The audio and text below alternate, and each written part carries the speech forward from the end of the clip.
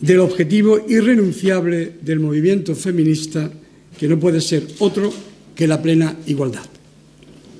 Por eso hemos decidido traer hoy al Ateneo a estas dos mujeres que ocupan un puesto relevante para nuestro futuro, la investigación científica y tan pionero como la nanomedicina. La doctora María de la Fuente, investigadora y responsable del Laboratorio de Nanooncología del Hospital Clínico de Santiago, y la doctora María José Alonso, ya conocida por este Ateneo. Aún recordamos la conferencia que nos impartió el año pasado sobre nanofármacos, brillante y documentada, pero comprensible y amena. Ella es catedrática de Farmacia y Tecnología Farmacéutica de la Universidad de Santiago de Compostela y maestra de nuestra conferenciante de hoy. No les voy a aburrir con su currículo, títulos, premios, distinciones, libros, revistas científicas, academias de las que es miembro y otros merecimientos. Solo decirles que si hubiera unas cuantas mujeres más como ella en la industria farmacéutica española y pudieran contar con la debida financiación y recursos, viviríamos más, en mejores condiciones y, desde luego, pagando menos por los medicamentos. Nos da una gran alegría tener hoy aquí a estas dos doctoras, maestra y discípula, en estos tiempos en los que parece que ser positivo y no derrotista es sinónimo de ingenuo o, aún peor, de tonto. El trabajo de María de la Fuente y María José Alonso nos llena de esperanza y de optimismo. Bienvenidas al Ateneo. Muchas gracias.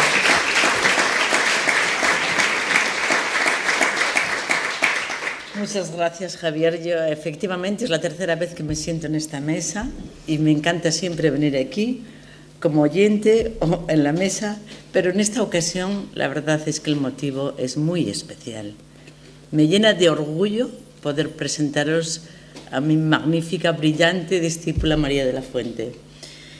Y ayer, cuando estaba pensando qué podía decir de María de la Fuente, digo, bueno, tengo todo claro, no hace falta que escriba ninguna nota porque esto está clarísimo, conozco toda su trayectoria. Pero dije, voy a repasar el currículum. Y claro, es que a pesar de que creía que sabía todo lo que María estaba haciendo, ha hecho tanto en los últimos años que yo no estaba al corriente. Digo, no, tengo que ir con mis notas. Y aquí vengo con mis notas.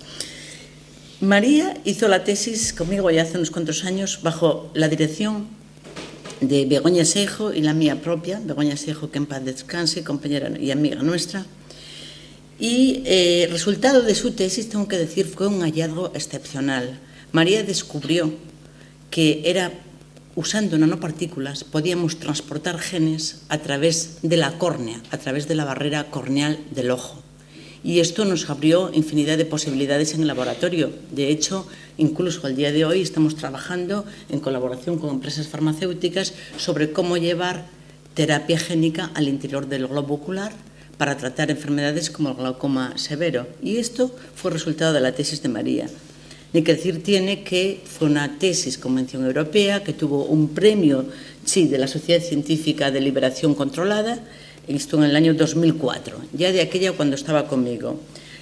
¿Cómo veía yo a María? Bueno, pues a María la veía como una estudiante inquieta, trabajadora, curiosa, con ganas de luchar, de seguir adelante. Y claro, con este perfil lo lógico era que a María no le llegase quedarse en Santiago, de tal modo que ya durante la tesis doctoral primero hizo una estancia en Valladolid, en la unidad de oftalmobiología aplicada, con quienes colaborábamos, y después quiso ir a otro país y se fue a Finlandia, donde está el líder europeo en nanotecnología aplicada al tratamiento de patologías oculares.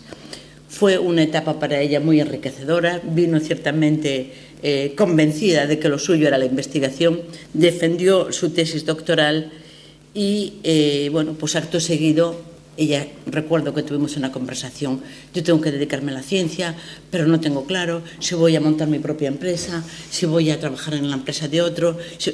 Bueno, de momento decidió irse a Londres, al University College of London, donde bajo la dirección del profesor Andreas Sachslein estuvo trabajando durante 4 años, creo que fue esto, ¿no?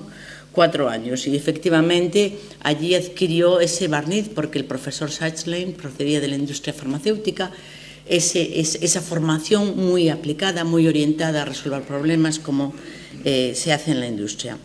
A su vuelta de Londres, bueno, María quería incorporarse a nuestro laboratorio y yo encantadísima de la vida.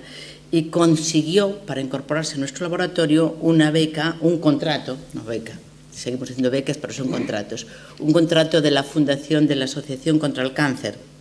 Y de este modo colaboramos, ella ya ayudándome a mí a codirigir algunas tesis, colaboramos y ya en el ámbito del cáncer, porque fue la Fundación contra el Cáncer la que financiaba su estancia. Bueno, pues a través de este trabajo entramos en relación con el servicio de oncología, con el doctor Rafael López, iniciamos una colaboración con él y poco a poco, bueno, pues fuimos progresando, ¿no? María se dio cuenta que en el hospital había posibilidades, Rafael López vio el potencial de María, con lo cual, cuando surgió la oportunidad, pues María encontró encaje efectivamente como investigadora del Sergas, consiguió un contrato, voy a leer para no equivocarme, un contrato del programa Miguel Servet del Instituto de Salud Carlos III.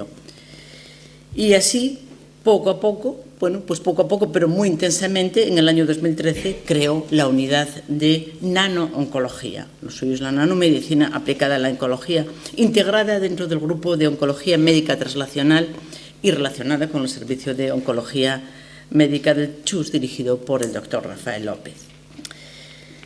Bueno, establecerse en el hospital a través de este contrato le permitió afianzar su carrera investigadora, ya con una trascendencia, ¿no? Porque tenía varios años de contrato, y yo diría que ahí ya empezó a mostrarse como una científica muy sobresaliente, quizás la más destacada en el ámbito de la nano-oncología en Galicia. A lo largo de los últimos 7 años, María ha conseguido establecer este grupo, esta unidad de oncología médica, y el objetivo principal es el desarrollo de nuevas herramientas en terapia diagnóstico basadas en la aplicación de la nanotecnología para abordar el proceso de metástasis y mejorar la supervivencia de pacientes con cáncer metastásico.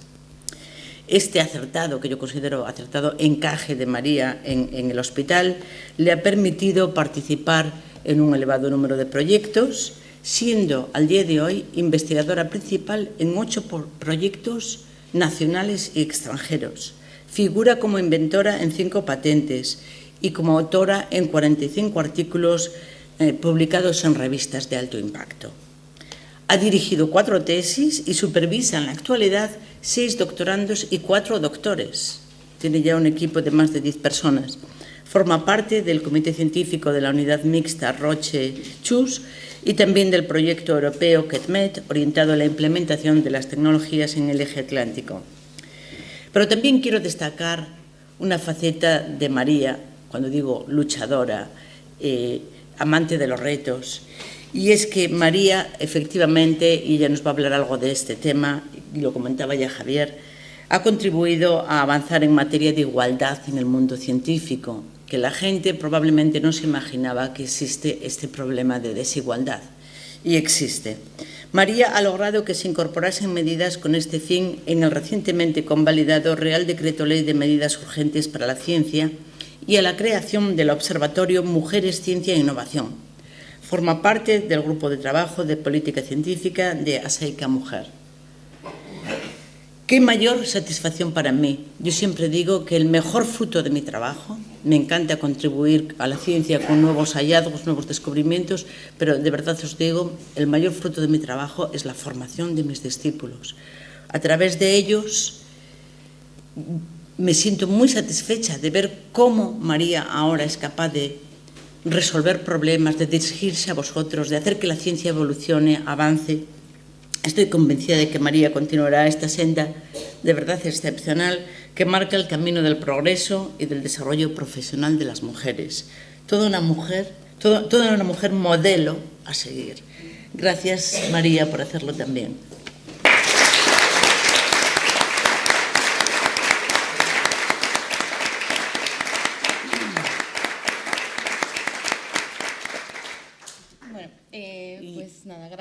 primer lugar estas palabras porque para mí también es muy importante que la persona con la que he iniciado mi carrera pues tenga esta visión, ¿no? Siempre es muy gratificante, además siempre es la gente con la que quieres quedar mejor, ¿no?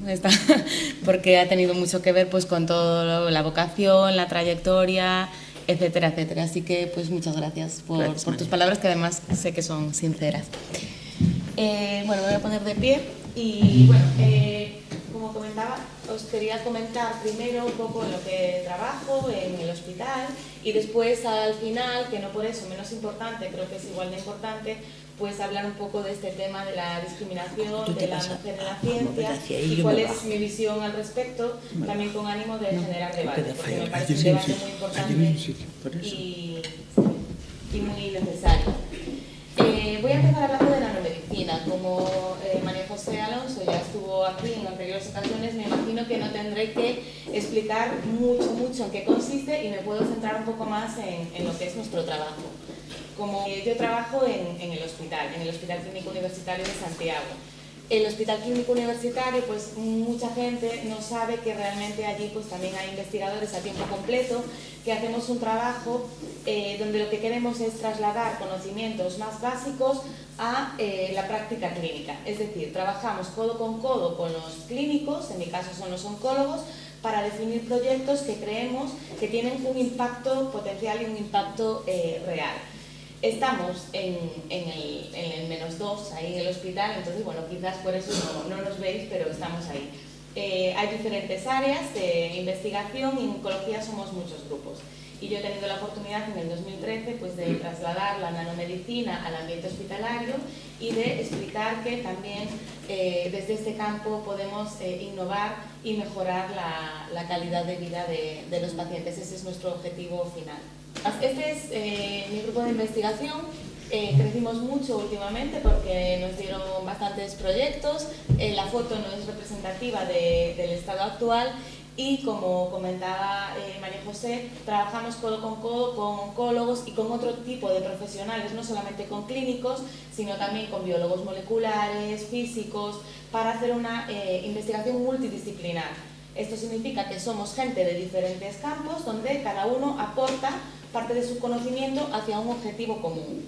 En el caso de la unidad de nanooncología, el objetivo común es hacer uso de la nanotecnología para desarrollar terapias más avanzadas, personalizadas y también con la idea de mejorar las técnicas de diagnóstico actual, centrándonos siempre en el proceso de metástasis, porque es el gran problema en oncología. Los tumores, cuando están controlados, son mucho más fáciles de abordar que cuando se produce metástasis y se diseminan por el organismo. Cuando hablamos de nanotecnología, hablamos de tamaño.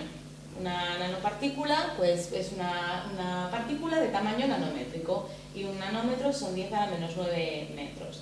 Es precisamente por este tamaño que las nanopartículas tienen propiedades especiales que nosotros podemos explotar para la liberación controlada de fármacos y también de elementos de contraste que nos permitan seguirlas en el organismo. Veis, bueno, estas son las nanopartículas y el tamaño oscila entre lo que me diría una bacteria y un virus. Y este tamaño es muy importante, además de otras propiedades.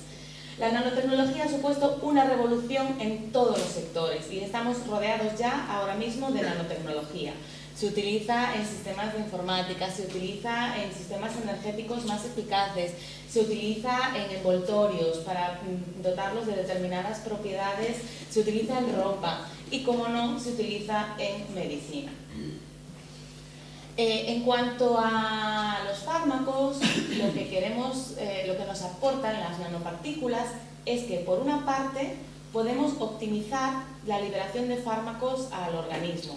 Podemos administrar nanopartículas por vía intravenosa en sangre, con la idea de que lleguen a su objetivo, en nuestro caso a las células tumorales, pero también podemos administrarlas por otras rutas, como por ejemplo intranasal, ocular. Yo hice mi tesis, como bien decía ella, en vía ocular, en la administración ocular de fármacos, e incluso podemos decorarlas para que puedan transportar fármacos al sistema nervioso central y atravesar esta barrera que impide muchas veces el acceso.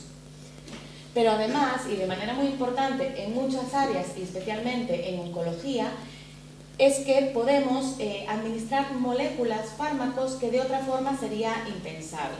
Estamos hablando no solo de fármacos antitumorales, los convencionales, donde lo que queremos es reducir la toxicidad, que lleguen más y mejor a las células tumorales para que sean más eficaces, pero también otro tipo de moléculas, como son ADN, ARNA, proteínas, péptidos. Son moléculas muy selectivas, terapias dirigidas, pero estas moléculas necesitan un vehículo que las lleve, porque tienen que poder resistir, nuestro organismo se protege frente a ellas y las puede romper, y además necesitamos que lleguen a la célula que queremos y que entren. ¿Vale? Son moléculas muy grandes que si no tienen un vehículo no van a poder llegar, y la nanotecnología nos permite hacer uso de estas entidades terapéuticas, y eso es muy importante porque ahora mismo en oncología hay un montón de tratamientos muy específicos y selectivos que están esperando por un vehículo para poder llegar a donde tienen que llegar. Entonces, en resumidas cuentas, ¿en cáncer qué queremos? Generalmente es una enfermedad sistémica, significa que no está localizada en un punto, cuando hablamos de cáncer metástasis o de metastásico. Entonces queremos que cuando administramos estas partículas viajen en el torrente sanguíneo y lleguen al tumor. Pero además podemos tratar de decorarlas para que no solo lleguen al tumor, sino a aquella célula dentro del tumor que queremos que llegue, porque los tumores no son homogéneos, son muy heterogéneos, hay muchas células, pues tenemos que tratar de que lleguen a la célula que nosotros queremos, a la relevante. Y además también tenemos que meterlas dentro de la célula. Cuando hablamos de biomoléculas son muy grandes, a veces no pueden entrar, e incluso dentro de la célula, dependiendo de la molécula, van a tener que llegar a una organela o a otra para ejercer su acción. Y todo esto es lo que buscamos con la nanotecnología. Y aquí entra el concepto de medicina personalizada. ¿Qué es la medicina personalizada? Pues un tratamiento específico para cada paciente oncológico. Antes los pacientes se trataban siempre se creía, bueno, pues que todos los fármacos valían para todo. Ahora sabemos que no. Cada paciente es único, cada tumor es único, y se tiende a esta idea de medicina personalizada, de poder adaptar el tratamiento para cada paciente. Y volvemos otra vez a poder utilizar todas las moléculas del arsenal terapéutico que estén a nuestra disposición y las diferentes modalidades de administración en función de las necesidades de cada paciente. Esto es la medicina de precisión, oncología de precisión y medicina personalizada. Y la nanotecnología tiene muchísimo que ver con todo eso.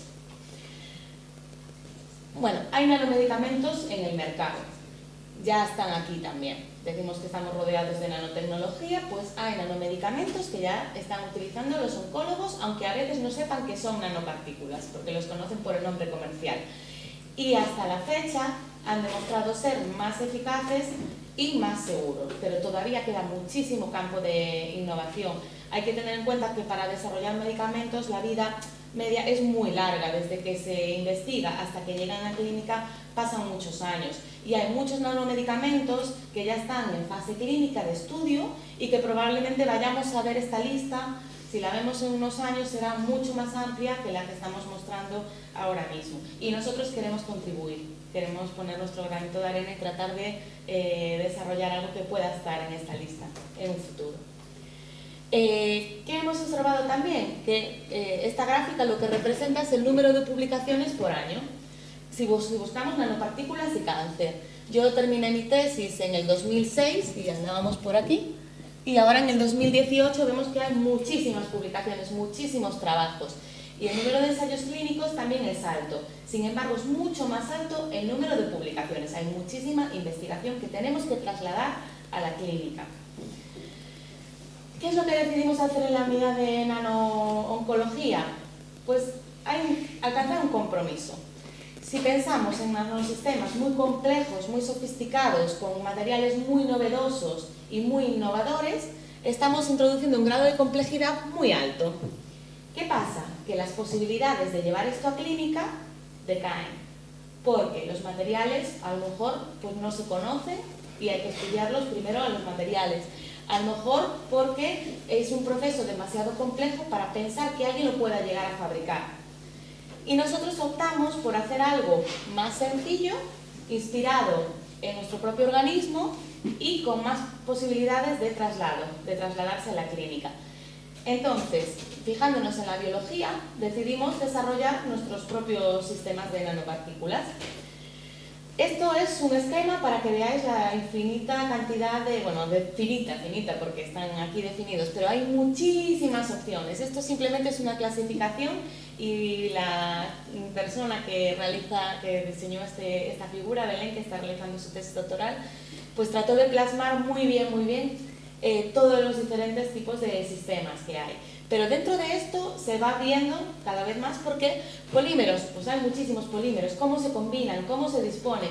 Esto os lo podéis imaginar amplificado en círculos concéntricos más y más grandes.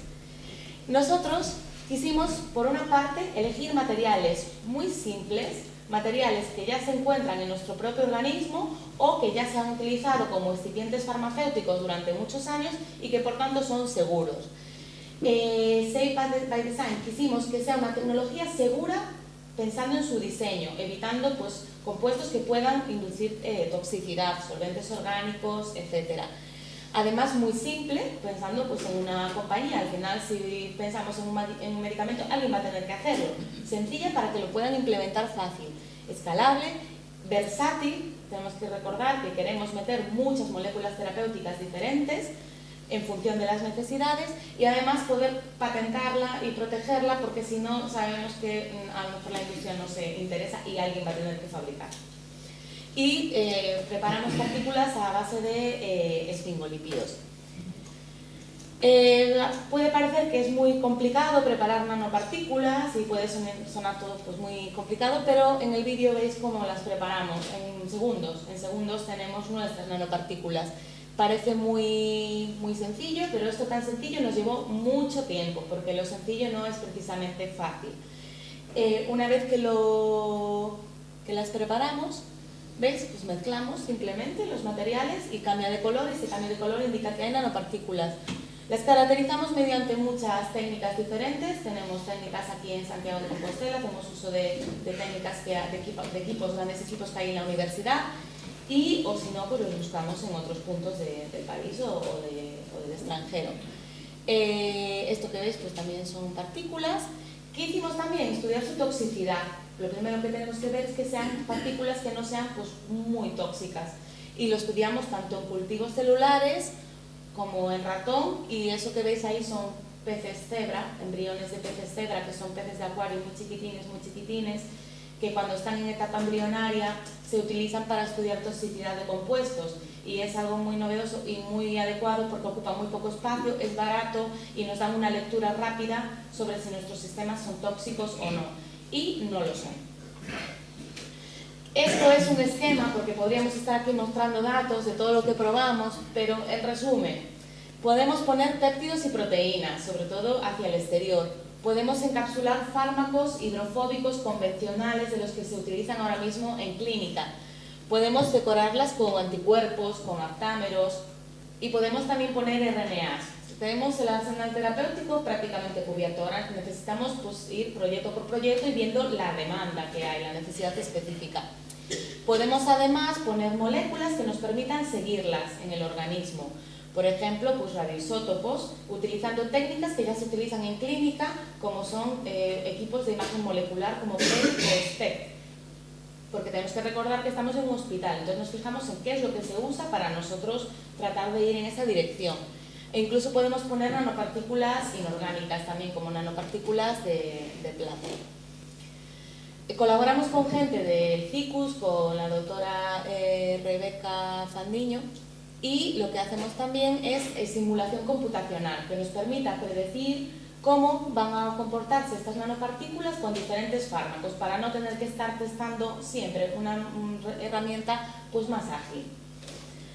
Y además pues, probamos las partículas en modelos de la enfermedad, porque necesitamos ver que con los diferentes fármacos en diferentes contextos son eficaces. Para eso utilizamos cultivos celulares, de células tumorales, solas o en combinación con otras células que sabemos que están en los tumores, como pueden ser células del sistema inmune, que sabemos que el tumor es muy heterogéneo, cultivos en 2D o en 3D, mucho más sofisticados y representativos de lo que está ocurriendo en el ser humano. Y además, de nuevo, pues utilizamos modelos animales. Por una parte, los peces cebra. La imagen que veis en la esquina superior derecha es un pez con las nanopartículas. Las nanopartículas brillan y el pez es transparente. Entonces, todo lo que veis la forma del pez es porque hay partículas en ese pez. O en ratones.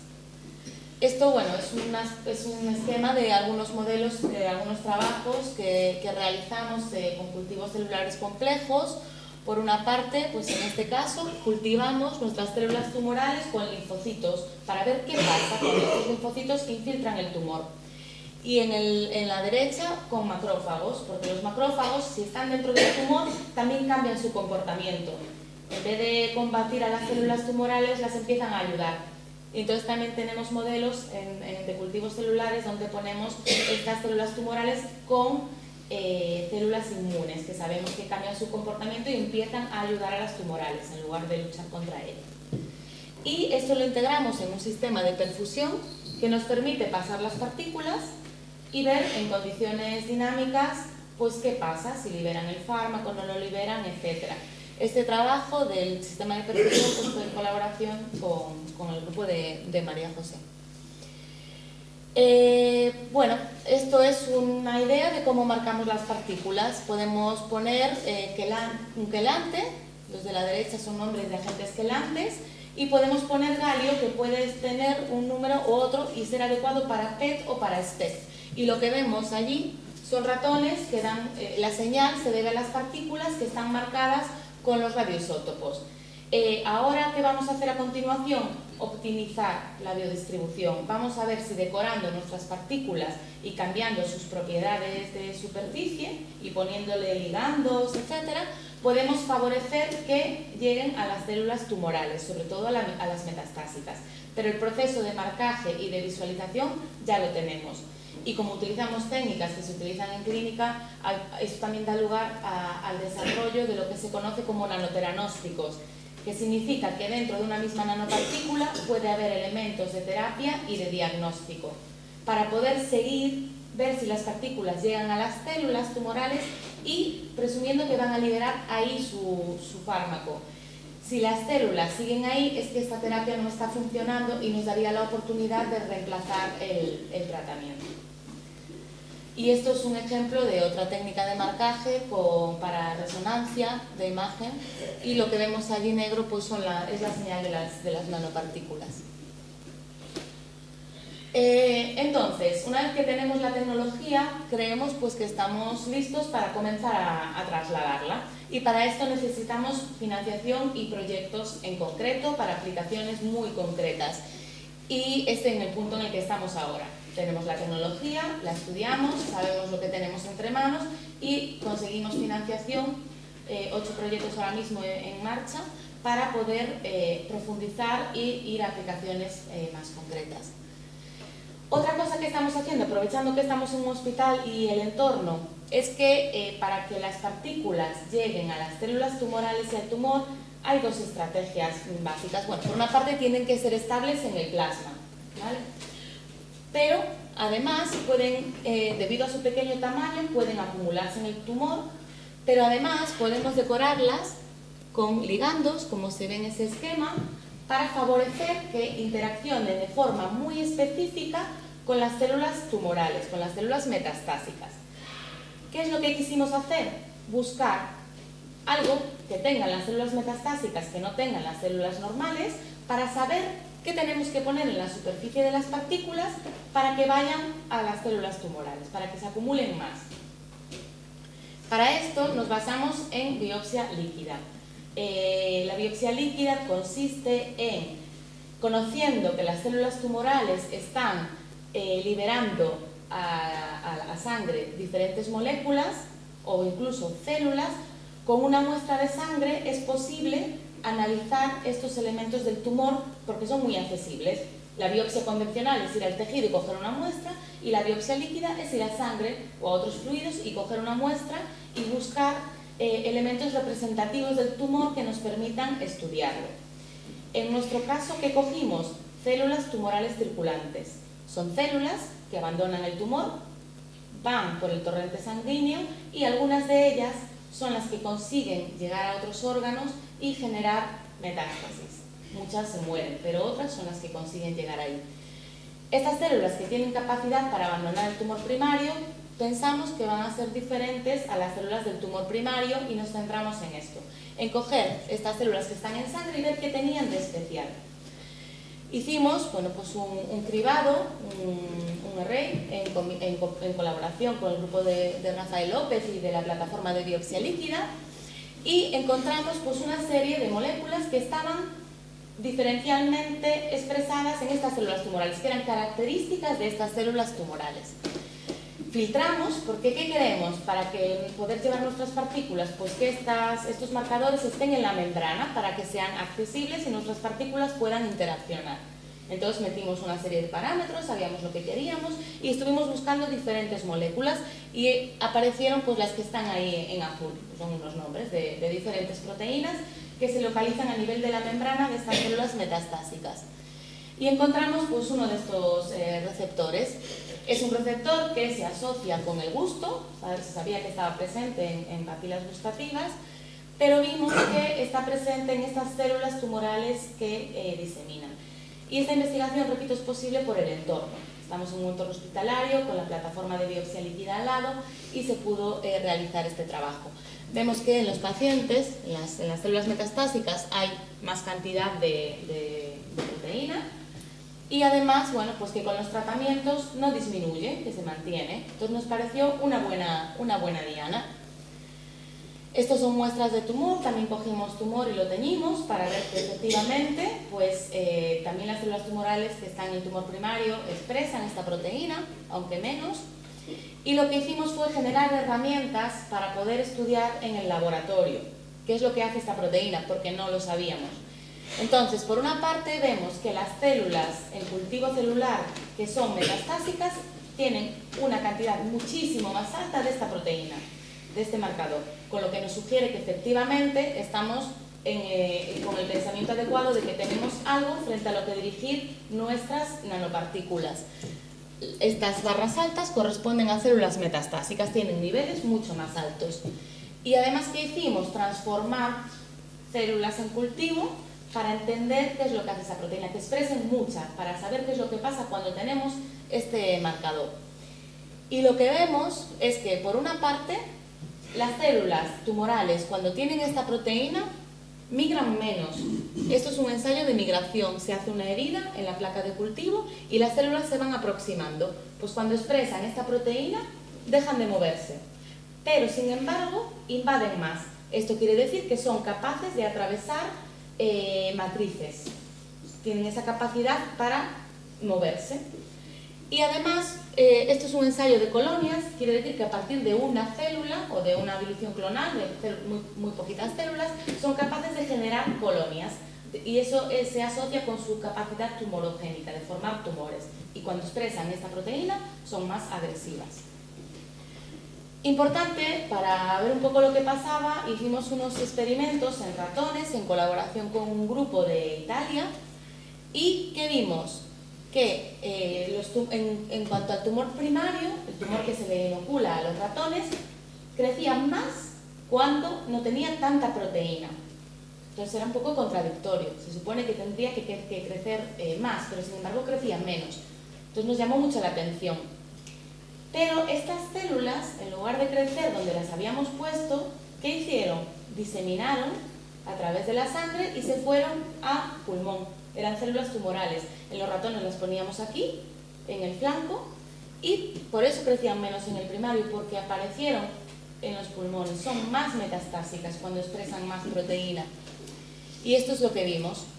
DTC significa Disseminated Tumor Cells, células que son capaces de diseminar, de invadir y de metastatizar, y vemos que cuando expresan nuestro biomarcador, diseminan más, y que todas son positivas para este marcador.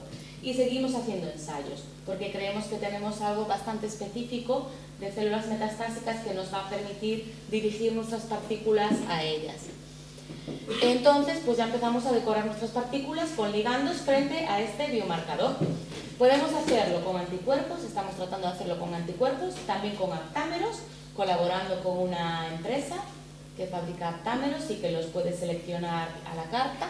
y además con una molécula pequeña que no deja de ser un edulcorante, porque el biomarcador, la proteína que encontramos, realmente es una proteína del gusto, entonces ya se sabe que hay ligandos que interaccionan con ella, todos estos edulcorantes, y decidimos utilizarlo, un edulcorante de modelo. Preparamos las partículas y vemos que cuando llevan, estos son células, lo azul son los núcleos de las células y lo verde corresponde a las partículas, lo verde y lo rojo, la señal verde y roja, porque llevan incorporados fluoróforos. Cuando las partículas están funcionalizadas, emiten más señal, es decir, entran mejor en las células metastásicas, lo cual parece que vamos por el buen camino. Y en ensayos de toxicidad, que son aquellas barras, son capaces de matar más células tumorales cuando están decoradas con este ligando frente a nuestro biomarcador. Esta la voy a saltar porque es un poco más de lo mismo, pero con otro marcador diferente. No nos vamos a quedar solo con uno, necesitamos investigar más para tener más opciones. Entonces, ¿qué estamos haciendo ahora? Pues con estos datos que teníamos, preparamos un proyecto europeo que nos lo acaban de conceder, empieza ahora el 1 de abril, y aquí tenemos a todos los actores para tratar de llevar esto más lejos e idealmente pues, avanzar hacia su aplicación en la práctica clínica. ¿Qué tenemos? Un consorcio donde estamos nosotros, hay más gente de biopsia líquida que nos van a ayudar, otro grupo de Valencia, muy importante, especializados en cáncer de pulmón. Tenemos también gente del INL, que es un instituto de nanotecnología que está en Braga, para que nos ayuden a caracterizar mucho más nuestro sistema. Tenemos al grupo italiano con el que ya colaboramos para ver qué pasaba con estas células, que son expertos en modelos metastásicos de cáncer de pulmón y tienen modelos muy avanzados donde vamos a poder ver la eficacia de nuestra terapia. Y tenemos también a una empresa que fabrica ligandos para nuestras partículas, vamos a probar aptámeros, y a otra empresa que va a empezar a ver cómo se puede llevar nuestra formulación a la industria, va a empezar a adaptar el proceso, porque en caso de éxito ya tendremos pues, mucho avanzado. Tenemos más proyectos, esto simplemente es para que veáis un poco cómo en investigación todos podemos relacionar todo. Nuestro objetivo era buscar un marcador a dónde llevar nuestras partículas, ¿vale? Pero una vez que lo encontramos, también lo vamos a explorar para poder desarrollar métodos de diagnóstico a base de aptámeros, diagnóstico in vitro, en biopsia líquida, a partir de una muestra de sangre, ver si este marcador está ahí o no, con los mismos aptámeros que la empresa va a desarrollar para decorar nuestras partículas, van a tratar de también desarrollar métodos de diagnóstico. Entonces, esto es un poco para que veáis cómo en investigación podemos entrecruzar las cosas y un resultado puede tener múltiples aplicaciones. Y esto pues es un poco lo mismo con los aptámeros, no estos ya, sino otros, pues una vez que optimizamos nuestras partículas para poder unir aptámeros, hay muchos otros aptámeros terapéuticos que pueden actuar como fármacos y que necesitan un vehículo. Entonces, como queremos poner los aptámeros en el marco del primer proyecto, podemos adaptar la tecnología para poner otros aptámeros, terapéuticos. Y bueno, era un poco para mostrar cómo podemos tratar de, a partir de un resultado de investigación, obtener la mayor información posible y tratar de llegar ahí. Y un poco a modo de conclusión de esta parte, ahora queda la de la mujer, que será más corta, pero ahí ya, es que la investigación, como yo la concibo y creo que no soy yo sola, o sea, como la concebimos, es investigación translacional que queremos trasladar para el beneficio último de los pacientes y multidisciplinar. Necesitamos colaborar con gente de campos complementarios para poder cubrir las diferentes necesidades con diferentes expertos. Y ahí es un poco, pues como habréis podido ver, nosotros es lo que tratamos de hacer, colaborar con unos y con otros para rellenar huecos y entre todos avanzar hacia un objetivo común. Bueno, estos son todos los colaboradores, agencias financiadoras, que es siempre importante agradecer. Los colaboradores son fundamentales, tanto internos como externos, gente con la que trabajamos y seguimos trabajando, colaboradores nuevos que aparecen, es fundamental tener una red de colaboradores, y también pues las agencias financiadoras son claves, tanto las de públicas como privadas. Por ejemplo, la Asociación Española contra el Cáncer, que hace un esfuerzo enorme y está apostando mucho por la investigación oncológica. La verdad que es increíble el trabajo que están haciendo. Y ahora para concluir, y esto bueno, pues ya es algo que yo descubrí hace relativamente poco, aunque debería de haberlo sabido, es que en la ciencia existe la discriminación de género. Y al final los motivos pues son muchos y muy variados, pero la realidad es que hay una falta de referentes enorme. Es decir, en los libros de texto y históricamente se obvió el papel de las mujeres, lo que hace bueno, pues que menos niñas se incentiven, ¿no? Y además que nos faltan referentes para hacernos sentir seguras y saber que hay mujeres que lograron avanzar y descubrir cosas que son fundamentales para la sociedad tal y como la concebimos ahora mismo. Otra cosa que pasa es que bueno, pues nos topamos muchas veces con el techo de cristal. Al igual que esto no es único de la ciencia, es común a muchas profesiones, pero en la ciencia pasa también. Y es que cuando queremos acceder a puestos de responsabilidad, pues parece que hay ahí una barrera que no somos capaces de solventar. Y también hay muchas causas diferentes, pero tenemos que romperla. Esta gráfica es muy significativa y se repite, independientemente en este boletín que publica desde el Ministerio, hay análisis de universidades públicas, privadas, organismos públicos de investigación, etc. Y esta forma se repite y se repite. Es la gráfica que conocemos como gráfica de la tijera. Y es que, mientras que en fase de formación somos mayoría de mujeres, a medida que se asciende a puestos de responsabilidad, esto cae de forma muy dramática. Y a pesar de que empezamos siendo una mayoría, pues al final, en los puestos de mando y de responsabilidad hay una clara mayoría de hombres. Y bueno, y esta falta de visibilidad pues también se ve en los premios. Al final en los Nobel de Ciencia pues hay un 3% de mujeres premiadas en estos ámbitos, física, química y medicina, frente a un 97% de hombres. Y esto se repite en otro tipo de premios. Entonces la verdad es que es muy, muy llamativo. Bueno, estos son fotos de referentes, algunas más actuales, otras históricas, y muchas de ellas, o algunas de ellas, bueno, pues aun habiendo participado en descubrimientos importantes como Rosalind Franklin o Joseph Bell, no recibieron el premio Nobel, lo recibieron pues sus colegas, sus jefes, y no, ella se obvió su trabajo. ¿Qué se está haciendo ahora? Porque está bien tener referencias históricas, pero también es muy importante tener referentes actuales. Porque bueno, las históricas tienen que aparecer en los libros de texto, es muy importante que en los colegios se estudien todas estas mujeres, estas referentes, las grandes descubridoras, pero ahora mismo pues hay que tener referentes también actuales. Creo que queda muchísimo trabajo por hacer, porque estas publicaciones generalmente se producen siempre en torno a la misma fecha, 11 de febrero, Día Internacional de la Mujer y la Niña en la Ciencia, y 8 de marzo. Y después, bueno, pues parece que no tiene mucha importancia y no vuelve a salir en medios hasta el año siguiente. Entonces yo creo que hay un trabajo muy importante de visibilización que no se puede quedar en 2 días al año. Hay listas diferentes, la mayor parte de las científicas coinciden en ambas, y es muy importante que se hagan y que estén ahí, porque nos faltan referentes. Incluso a mí misma muchas veces me cuesta pensar en científicas. Cuando quieres hacer un tribunal paritario, pues tenemos que hacer un doble esfuerzo, y trabajando en el sector es curioso. Ahora también hay una serie de bases de datos que son muy importantes, y espero que las empecemos a utilizar todos y todas, como por ejemplo pues, Mujeres con Ciencia, es un blog donde además de hablar de referentes históricas, pues también se van nombrando referentes actuales para, bueno, pues para visibilizar, con biografías muy completas, y está muy bien.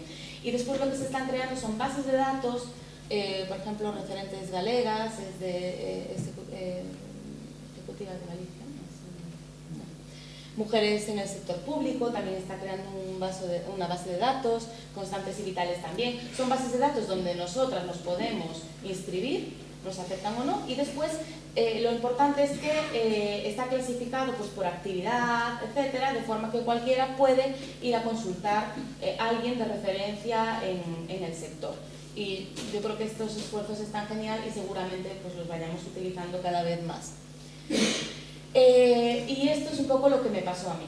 Y es que sí que me topé de frente con una discriminación por género tremenda, a la que tardé mucho tiempo en poner nombre, porque no es fácil asumirlo en primera persona.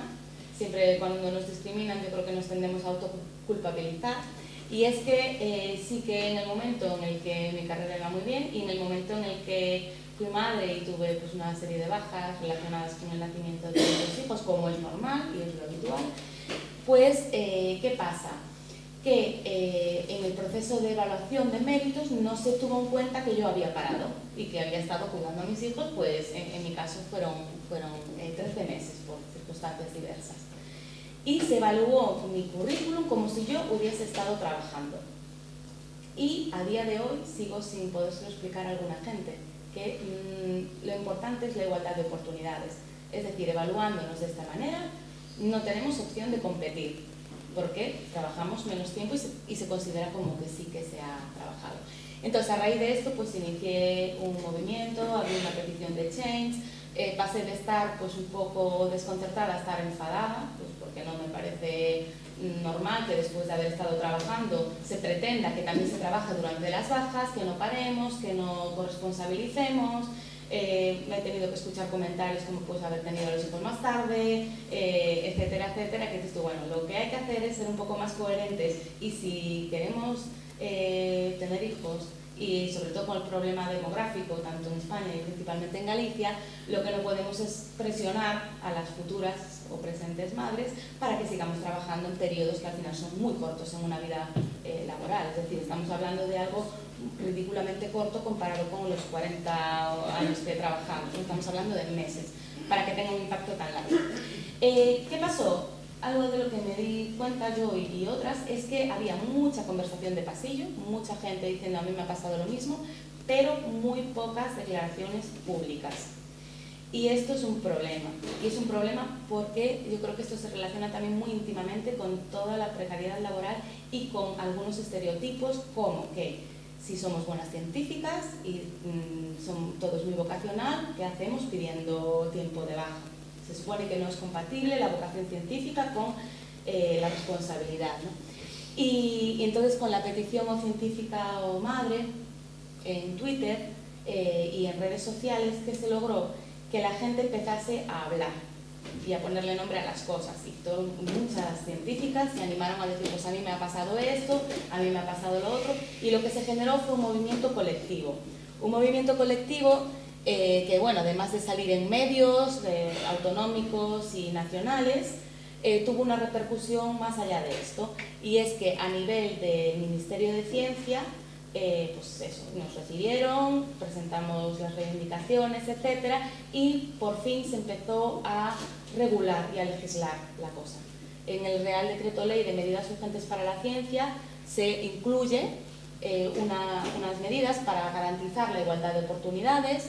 En la Acción Estratégica de Salud del Instituto de Salud Carlos III, del que yo dependo y mi contrato depende, también empezaron a implementar medidas para que, bueno, pues para la evaluación, tanto en el acceso como en la evaluación de méritos, para que las mujeres tengamos igualdad de oportunidades independientemente de si hemos parado unos meses para tener hijos o no. Otro avance. Y se creó el Observatorio de Mujeres, Ciencia e Innovación. Son pasos muy importantes porque están abriendo camino, pero no son suficientes. Sigue sin ser suficiente, pero lo importante es la voluntad de cambio. Aquí en Galicia, de momento, seguimos esperando a que haya algún tipo de posicionamiento al respecto, porque es muy fácil hablar y dar palmaditas en la espalda, pero lo que necesitamos son hechos.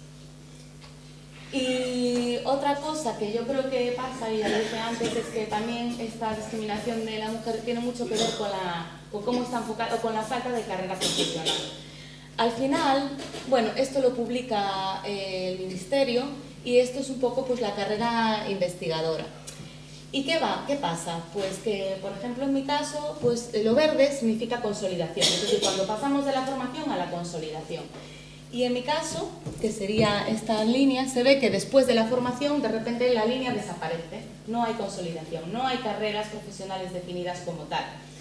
Y como hay tanta inestabilidad laboral y tantos contratos temporales, pues muchas veces también es lo que pasa, que cuando te paras un momento pierdes competitividad porque no hay una carrera definida. Entonces yo creo que queda muchísimo por hacer. Y lo que creo que hay que hacer es que todos y todas estemos concienciados.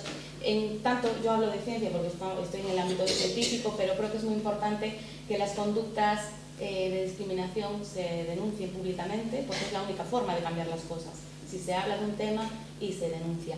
Creo que la gran victoria de Científica Madre no fue esos cambios, que está muy bien, que hay ya un inicio para legislar, etcétera, sino que era un tema del que no se hablaba para nada y ahora se habla. Y ahora es un tema que está a debate y está encima de la mesa. Y me parece pues lo más importante, que se haya visibilizado. Y bueno, pues muchas gracias.